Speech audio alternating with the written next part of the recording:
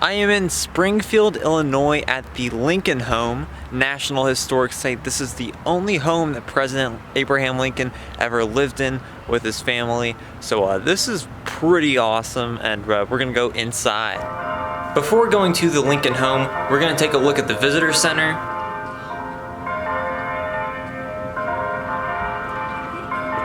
This is a map of 1850 Springfield, the way Lincoln knew the city, except in little woodblock form. Less than 5,000 people lived in the capital city at that time. And there is the old state capitol where Lincoln was in various capacities, and I do have a video on that building. There's a bronze Lincoln bust made in 1947 by Joe Davidson. It does appear that his lucky nose has been touched a lot. That's an original bronze relief portrait that was submitted by Victor Breener to the US Mint for the creation of the Lincoln penny, the first American coin to feature a portrait of a real person. Here are some original wood beams recovered from the Lincoln Home. Some more original beams that support the home. This is the Council of War, a statue of President Lincoln, General Grant, and Secretary of War Edwin Stanton with a Route 66 sign in the back.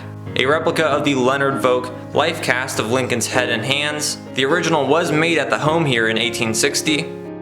And now let's head into the restored neighborhood of President Abraham Lincoln.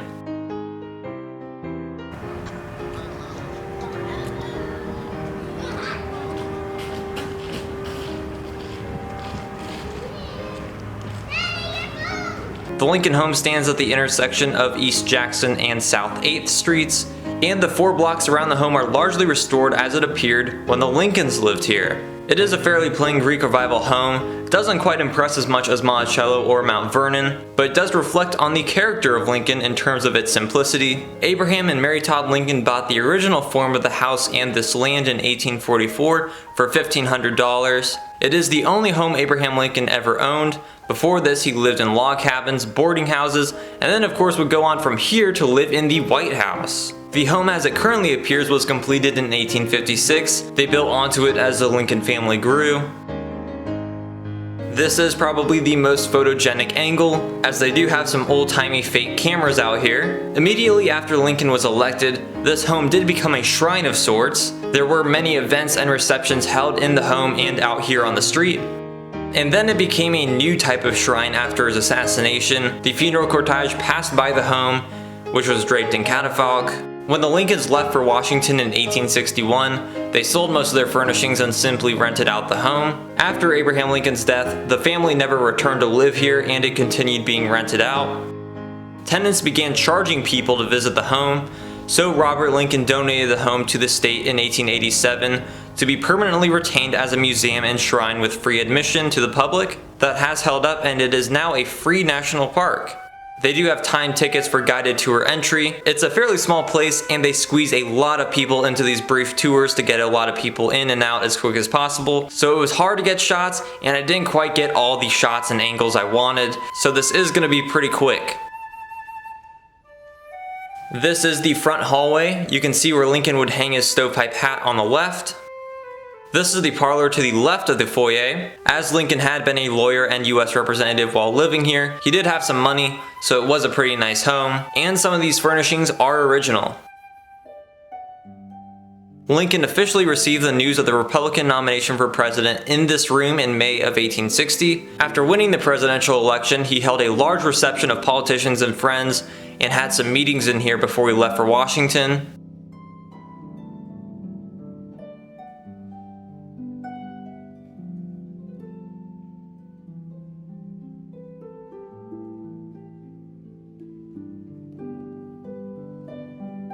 Lincoln liked to stretch out on that black long sofa there and read a newspaper after a day at the law office.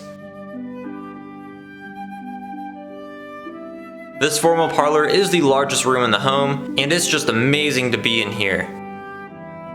His hat rack in the foyer is original. It was one of the first pieces of furniture they got back for the house. This is the dining room, which is located between the kitchen and sitting room. Leonard Volk did Lincoln's hand casts in this room. The family that rented this home during Lincoln's presidency in the Civil War allowed any Union soldiers to come in here and drink milk in this room. This is the sitting room opposite the parlor. It wasn't very formal, so guests usually wouldn't be hosted in here. This was more of a family room for use by the children. Lincoln did very much enjoy chess, and that box stereoscope was owned by the Lincolns, where they could view enhanced 3D images of Niagara Falls and the Taj Mahal, those images being the favorites of Willie and Tad.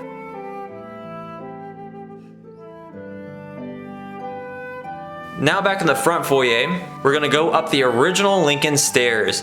The handrail is original and was the one used by the Lincolns, so you can actually touch the same handrail that Lincoln touched. At the top of the stairway in the center window is the area which may have been used by Mary for sewing and other activities. This served as the guest bedroom and Robert Lincoln's bedroom. The oldest child of the Lincolns did his Harvard placement exams in 1859 and failed, so he was sent to prep school in New Hampshire, then gone to Harvard in 1861. By 1887, Robert did inherit the home as the only surviving Lincoln, and he did revisit the home on the centennial year of his father's birth. Also, I will mention that this home is supposedly haunted by the Lincolns. This was Abraham Lincoln's bedroom. The bed, however, is not original, although it is an extra long one like Lincoln had in here so he could fit. However, that is Abraham Lincoln's desk. He got it around 1844 and used it up here for legal work. He once spilled ink on it and Mary threw a fit and tossed it in the garbage, but Lincoln rescued it and had it repaired and donated it to a former caretaker. Luckily, it's back where it belongs now.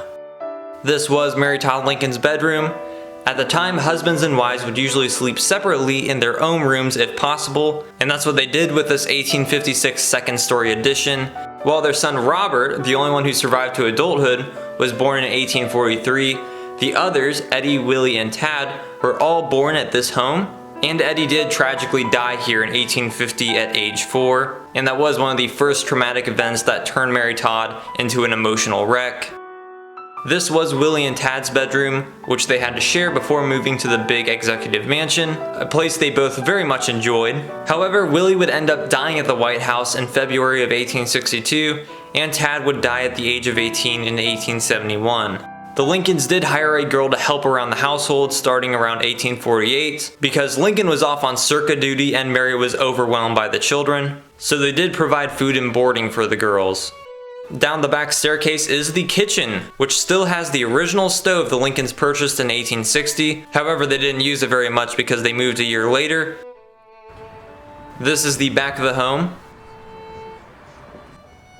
And this is the Lincoln Outhouse. 16 years worth of Abraham Lincoln's excrement right here in this structure. Here at one of the most sacred historic sites in all of America. The Lincolns never did much landscaping and only had a garden 1 year, and it was fairly barren. There is plenty more to see here at this 12-acre portal into 1860. The neighboring Dean House has an exhibit on the Lincoln home. That's a model of the Lincoln home in its original form. When it was purchased in 1844, it was a little white house with green shutters. It was not quite as fancy as the Todd home in Lexington, Kentucky where Mary grew up, but she was quite pleased with this home. The Lincolns consistently remodeled it from 1846 to 1854, painting it with its current color scheme. The fireplaces were also bricked in and fitted with stoves, which was becoming popular at the time. And in 1856, the major second-story addition was added, completing the home as it currently stands. There's an old fireplace with a portrait of Lincoln. Remember, he was clean-shaven while here. That is a Black Forest wall clock, likely made in Bavaria. It was a gift to the Lincolns, likely from Robert S. Todd, Mary's father. Here are some archaeological relics recovered from around the Lincoln home.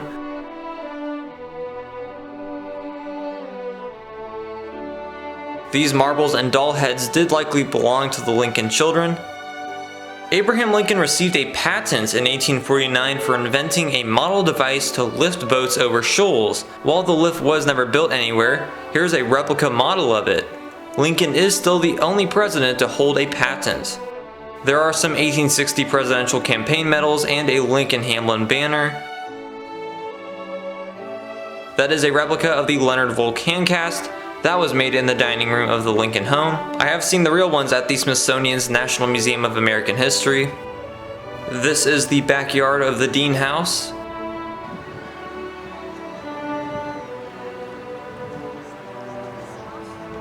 The Rosenwald house here is where Julius Rosenwald grew up. He later became really rich as the president of Sears Roebuck and Company.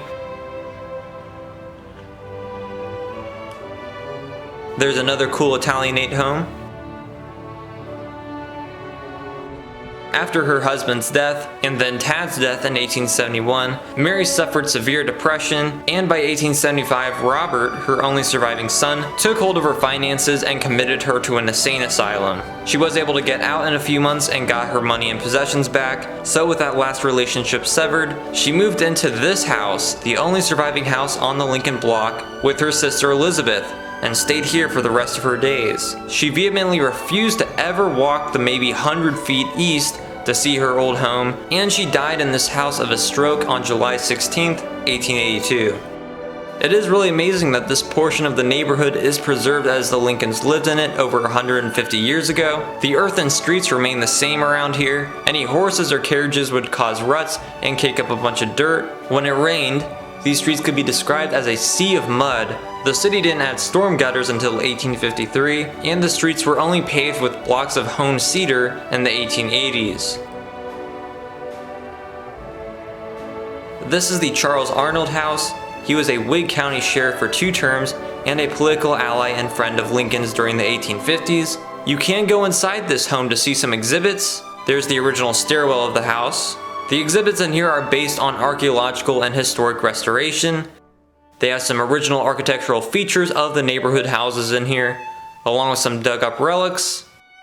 This has been a popular attraction and shrine since the 1860s, so there's been a lot of souvenirs and Lincoln merch.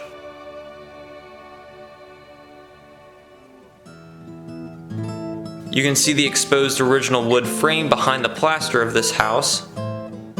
This is the house diagonal to the Lincolns across the intersection. They have a replica Lincoln campaign log cabin. The campaign did emphasize his humble beginnings, and events and rallies would have many vehicular log cabin political ads. This is the Greek Revival Henson Robinson house. He was a Springfield businessman and the local zoo is named after him. Outside the home they have the original carriage steps to hop on or off with more ease. They also have an old cargo wagon out here. Some items like milk would be transported to homes in carts like these.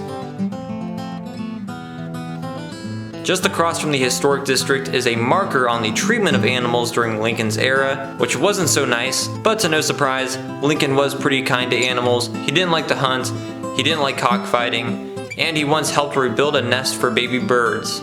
That's just an example of the esteemed character of Abraham Lincoln, and it is a great experience to visit his actual home, which he worked his way up to from the little pioneer log cabins in Kentucky and Indiana, and he would end up leaving here for the executive mansion to become one of the most important figures in world history. Please check out my other Lincoln videos, and thanks for watching.